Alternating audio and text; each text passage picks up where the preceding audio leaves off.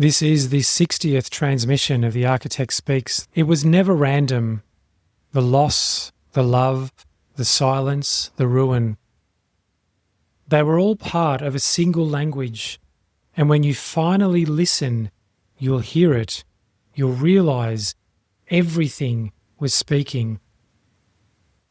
The question beneath every collapse.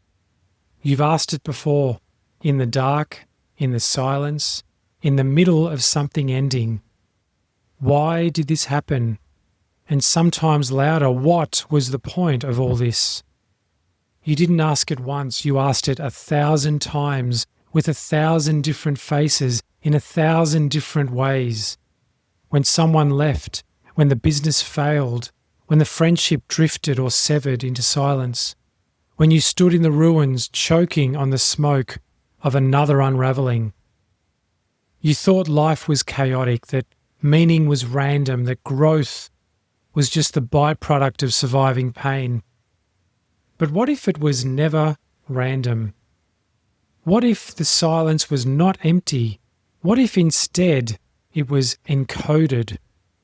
What if the things that fell apart were not punishing you or trying to destroy you, but pointing back, pointing in, pointing home? Because here is the truth you've sensed but never dared to believe. Everything was speaking, not literally, not magically, but symbolically, mythically, precisely. Each event, a syllable, each rupture, a sentence, each grief, a chapter in the only book ever worth reading. Your return to coherence. And coherence speaks in collapse, not to wound you, to reveal you. The pattern, it was always there. You didn't notice it at first, the pattern. You thought each pain was isolated, each ending disconnected, each betrayal unfortunate. But then you started seeing it, that you always left too late, that you always gave more than you received, that your longing always outran your discernment, that your generosity became currency in systems that never valued you. And beneath it all, the eternal, undying ache, a shape in your soul that kept repeating, begging for resolution, begging to be seen. This is what no one tells you.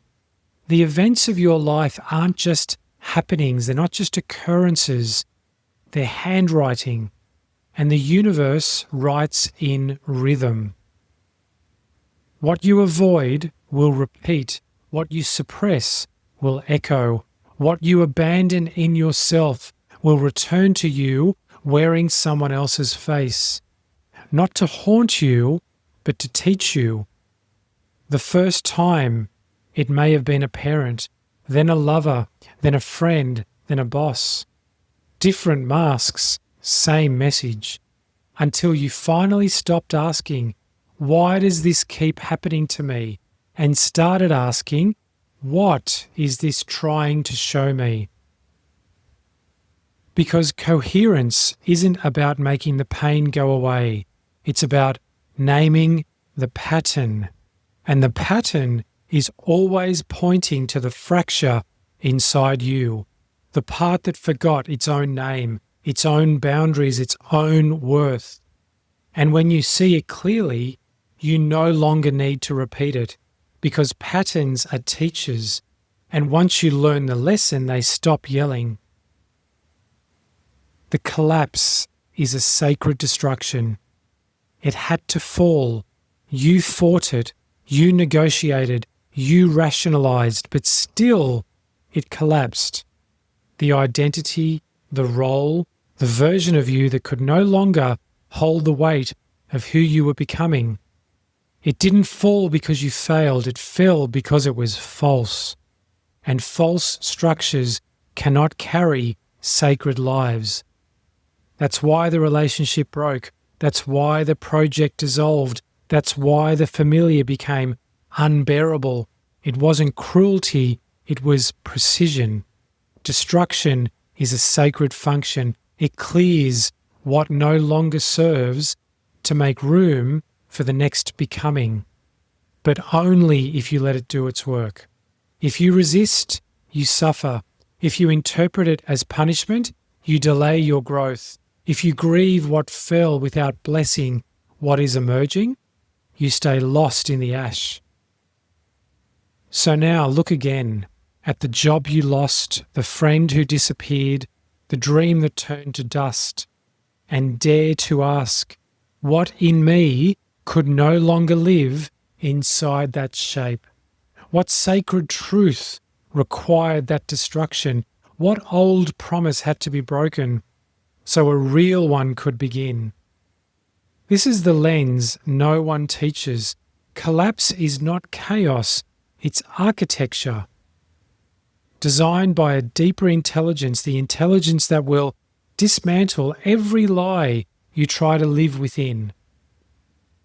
You don't need to rebuild what broke. You need to ask, what is asking to rise from what remains? Because everything that falls makes space for something that belongs. And here's the message. Coherence was always whispering. You didn't need a prophet. You didn't need a guide. You don't need a blueprint. You needed to listen, because coherence was always whispering. It's the gut-tightening no you ignored, in the fatigue you spiritualized, in the resentment you justify, in the sigh you released when you were finally alone. It spoke in symptoms, in restlessness, in hesitation, in avoidance, in procrastination, in the moment you smiled while something in you screamed. And you called it stress, you called it loyalty, you called it growth. Because the world told you to override the signal, to push through, to commit, to not give up, to stay consistent, even when the thing you were consistent with was killing your spirit. So you adapted again until you couldn't anymore, until the dissonance grew louder than your performance, until the ache became unbearable, until the body said enough when your mind said still more. And then one day you broke. Not because you were weak, but because you were done. And in that breaking, you heard it, the message behind every collapse. You were never meant to stay in distortion just because it felt familiar. You were meant to remember that wholeness does not arrive through effort but through truth, that your body is not a battleground, that your longing is not delusion, that your knowing does not need external validation to be real, that coherence is not something you achieve, it is something you return to. And return is always preceded by rupture. And this remembering, it was always you. Everything you lost, the love, the identity, the belonging, you thought it was taken. But what was taken was only what never fully belonged. And what remained after what was taken was you. Not the version with answers, not the version with the plan, but the raw, holy center, the core that doesn't perform, that doesn't strive, that doesn't feel the need to prove. The you that remembers how to breathe without bracing, remembers how to walk without chasing, remembers how to listen without analyzing, remembers how to trust silence, because silence is not empty, it is accurate, it is precise. You came here for this, not for the applause, not for the empire, not for the clean life with matching metaphors. You came for the remembering, and remembering is not soft. It rips, it pierces, it slices. It demands the death of every mask that ever kept you loved but hidden. And still you say yes, because somewhere in you, beneath all the edits, was a voice that never stopped speaking. You're not here to survive the world's terms. You're here to remember your own. The integration. The life after this one. Now you get to begin again. Not from scratch, but from truth. This time, you don't build for belonging. You don't perform for protection. You don't sacrifice your center for a seat at someone else's table. You listen, you attune. You say yes only when your body joins the words. And when life begins to bend again, because it will, you don't panic. You remember. The collapse is language. The discomfort is data that the nervous system speaks before the mouth does. And in this new life, you walk slower, you speak clearer, you practice more discernment, you give only from overflow.